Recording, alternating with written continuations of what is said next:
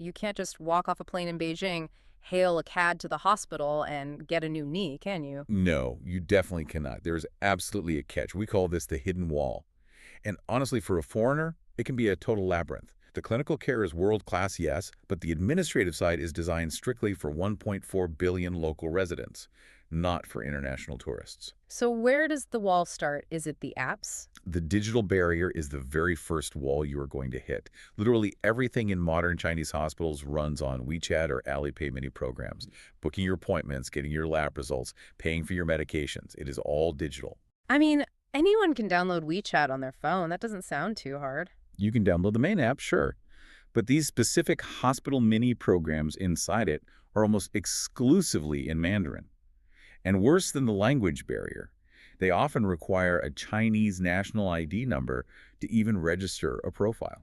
Oh, wow. So if you are just a tourist standing there with an American or British passport, You are digitally locked out of the system. You can't even get in the digital line to see a doctor, so you literally cannot make an appointment on your own. not without help. This is exactly why the medical concierge isn't just some luxury VIP service in China.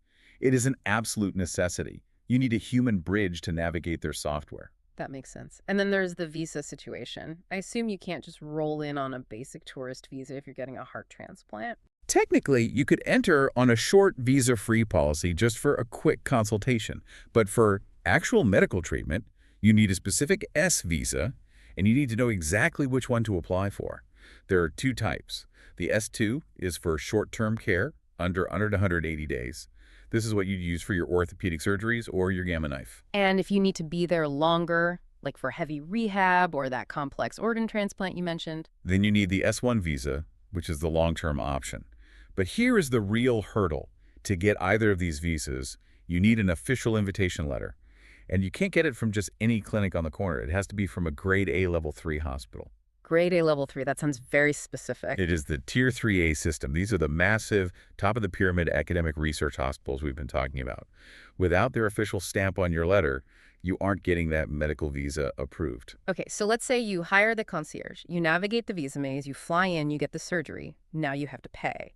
And I read in the sources that this is where things get really, really messy with Western insurance. It is a total payment nightmare if you aren't prepared for it. Oh. Western insurance companies operate heavily on what are called guarantees of payment, or GOPs. They send a formal letter to the hospital saying, "We promise to pay this bill later. Please treat the patient." And the Chinese hospitals say what to that? They often say cash first. They do not always accept foreign GOPs because if that cross-border payment is delayed or denied, the hospital is out the money. So as the patient, you often have to pay up front, sometimes tens of thousands of dollars out of your own pocket, and then try to get reimbursed by your insurance later. And getting reimbursed later brings us to what the report called the coding mismatch. This part sounded wildly frustrating for the patient. This is the most technical part, but it is the most dangerous part for your wallet. The West uses ICD-10 codes to classify diseases and treatments. China uses CCD codes. They are literally different medical languages. So you take your Chinese bill, you submit it to Aetna or Blue Cross back home. And their automated computer system instantly spits it out. Denied. Because it simply doesn't recognize the CCD codes. It's like trying to put a cassette tape into a DVD player. It just doesn't compute. Wow. And then to make it even harder, there is the fapiao, which I'll admit sounds like a delicious pasta dish, but I know from the notes it is not. Far from it.